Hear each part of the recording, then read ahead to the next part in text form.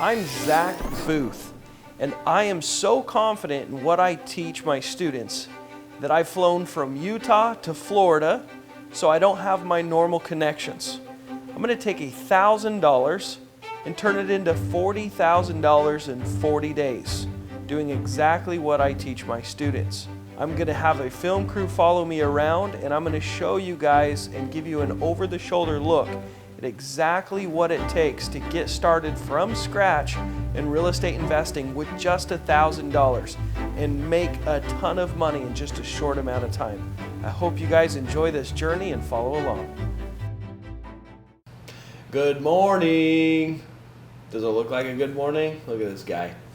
It is day 11 and man, time is dragging because there is zero fun. Well, I guess it's fun. It's fun in certain moments, but I'm tired. It is Saturday morning. I really miss my family. So my family's visiting my in-laws in Brazil. So wife's coming home in a couple more weeks. So I haven't seen them in 11 days, which is really hard. I love my little kids so much. They bring so much joy. I was scrolling through my wife's Instagram because her Instagram's more family oriented than mine. Mine's just like work stuff. But anyways, I was scrolling through it. Man, I miss my kids. This is hard. This is actually way harder than I thought it would be. Which is good because, being in these trenches like this, having to do everything. Like this morning, it's 10 o'clock in the morning, but I got up early and I've been writing a webinar for my students. Or not just my students, but you guys. I'm writing a new webinar. And, spending all that time, and then I've got to do my coaching business and my wholesaling business, and I've got to do I've got to do everything. I've got to cold call, and I've got to go on appointments and deal with title companies. I got to do it all, and it's like, well, that's your guys' reality when you're just starting. This was my reality when I was transitioning from a window cleaner to being a real estate wholesaler. I had to provide for my family, and it was hard. I remember it was hard, but it's been a handful of years, and I've been living pretty well once I got it up and running. And so coming back down to doing this, like I understand more and more what my students are going through. I understand what you guys are going through. It's tough, it's tough. But the thing is, like, we're doing so much. We're finding so many deals so fast. You close 2, 3, 4 deals, in the first 30 days, 60 days, like, you can quickly hire people to do a lot of these things for you. And that's what I teach my students, is how to do it all, but also how to find the right people and how to make it happen. So it's a grind. That first handful of days is a lot of work. Weekends as well. Weekends are great to cold call because people are answering, people are around. So I'm going to spend from about 10 o'clock this morning till probably 9 o'clock at night today on the dialer, just cold calling. I'm going to be chilling on this couch behind me, calling. And I'm hoping that I break that up with a seller's appointment. I'm hoping to get that contract today. But yeah, man, that's where I'm at. Emotional state, mental state, it's hard. I'm like digging deep.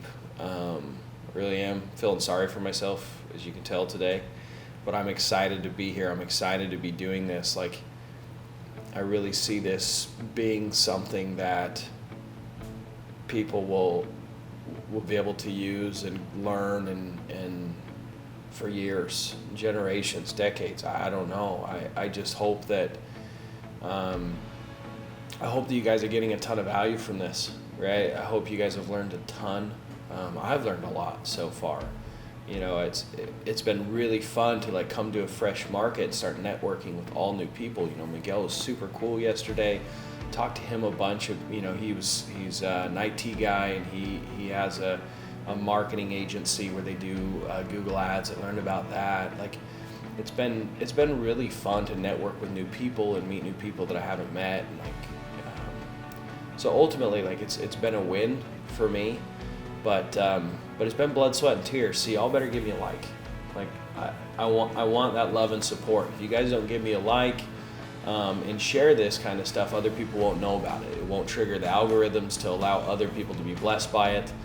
all this content is free. So please give me a like. Stop right now. Go give me a like.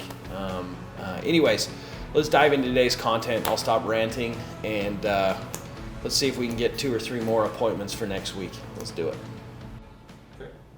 Hey guys, one thing I'm dealing with, I don't know if this made it to one of the previous videos, but I got a title company lined up for this challenge that I just connected with one of my students out here and asked him who he's using. But that's not going to work because they're like a really small title company, and they're a ways away. They're like an hour and a half away, which is not that big a deal because they'll do a mobile notary to like sign closing documents with the seller and the buyer.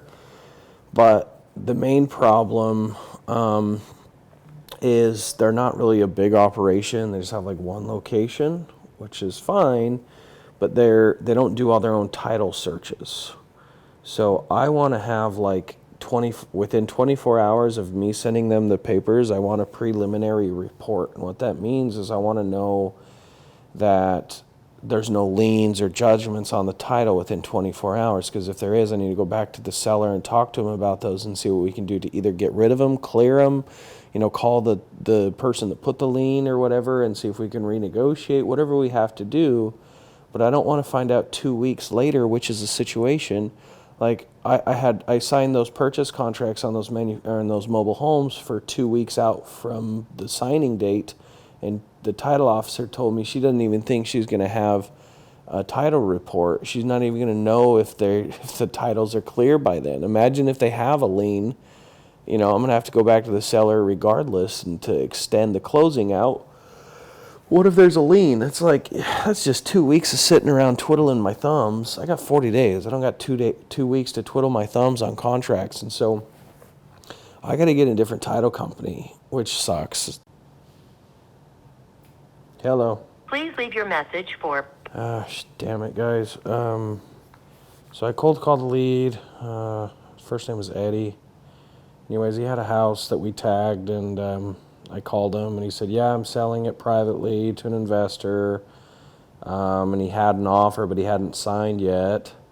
So I blew up his phone yesterday, left him a voicemail, texted him again this morning, and he said I moved forward with the other offer. So he didn't even give me a chance to make an offer. Freaking frustrating as hell. Hey guys, I'm feeling happy. So Travis is one of my students. Are you having to adjust the audio? So I've been talking quiet because I'm tired and grumpy today, and my cameraman like jumped on the camera because my voice is up because I'm excited. So the reason I'm excited is not because I got a deal, but I got a student that's working on his first deal, and he just sent me this message. He said, hey, Zack, updating you on the situation. He said, I've got a couple offers on the house so far, 175 and 178, which are sight unseen. So $13,000 assignment fee right now. That's what he's going to make selling his contract.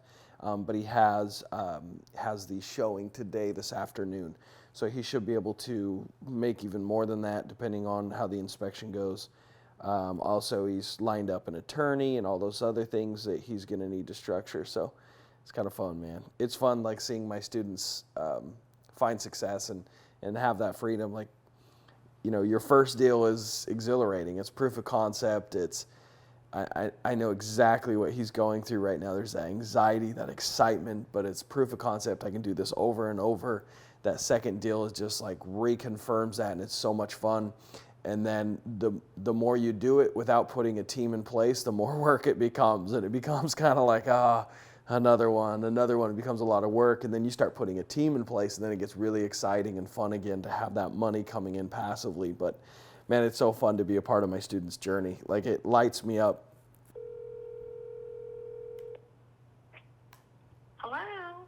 Hello, how are you? I'm good, and you? I'm doing fantastic. I guess all I can tell you is, we'll either contact you or we'll hear from you again tomorrow, maybe. Yeah, I'll be a pest. That's all right. That's good. I don't blame you. I kind of like to have a little information, though, as far as you are you have financial backers that help you do this, or you actually work for a realtor that you do this for? No, I have potential partners and financial backers. I mean, you can Google my name and see that I do this all the time. I know I did. Once what are the steps? You would do a contract? Yeah, so the goal is to put together an agreement and then get it closed on what we agree to. So I'm hoping to get it closed as fast as possible. Should only take me a couple weeks. So once we put it under in a contract and agree on a price, then I need to have my team come through and inspect it, and have potential partners come through, contractors, anyone that I need through to inspect it. So that the house is vacant, it would be really nice. In the past, I've just put a lockbox on the house because they'll be like, yeah, I can stop by this afternoon, and they might get busy and not show up till 10 o'clock at night to inspect the house. But I'm going to try and get everyone through real quick in the first couple days. Title work. Not dark. Do they go and try to turn things on? I don't like being there knowing that they may leave something on. No, they will not turn anything on. And then was your husband just uncomfortable signing an agreement with me, or does he really want to sell it to the neighbor? I wasn't. No, I know. He said he has talked to him before. I don't know what he feels like his obligation is to this guy, because once we're away from that house, we ain't never gonna see this guy anyway. Except maybe that he might want him to fix his boat and cause problems. But anyway, that's another story. But I think he just wants to reach out because he had talked to them, and he says, oh, no, I want my wife to call our realtor. Well, Richard at the time told him, well, we weren't going to be interested in doing anything till at least after January. And, well, she's never bothered to initiate to call us. So to me, when people do that, then I assume they're not interested. Yeah. All righty. Well, we'll hope to talk to you soon then, Zack. Okay. Well, thank you. Thanks for taking my call. We'll be in touch. I'll probably call back this evening. Is that okay? That's fine. I can't promise what he'll accomplish by then, but all I can do is ask him once we get back from his shot. All right. Sounds good. I'll call back. Okay. All right. Bye-bye. Thank you. Bye-bye.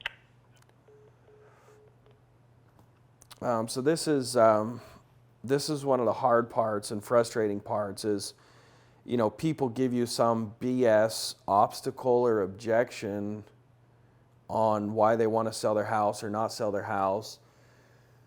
And he's like, oh, I need to talk to the neighbor. And he's like, he didn't even call the neighbor last night like he said. He promised, he made a commitment. And I'm going to call him out on it. I'm going to be a little blunt. I'll be like, hey, Mr. Seller, you told me that you could list it with an agent, make 190, so you'd walk away with 180. I told you I would pay you that 180, and then give you what you wanted, what you said you'd be okay with. You said you were going to call the person last night. You never did. I want to do this, but I told you I'm in a time crunch. Do you want to work with me or not work with me?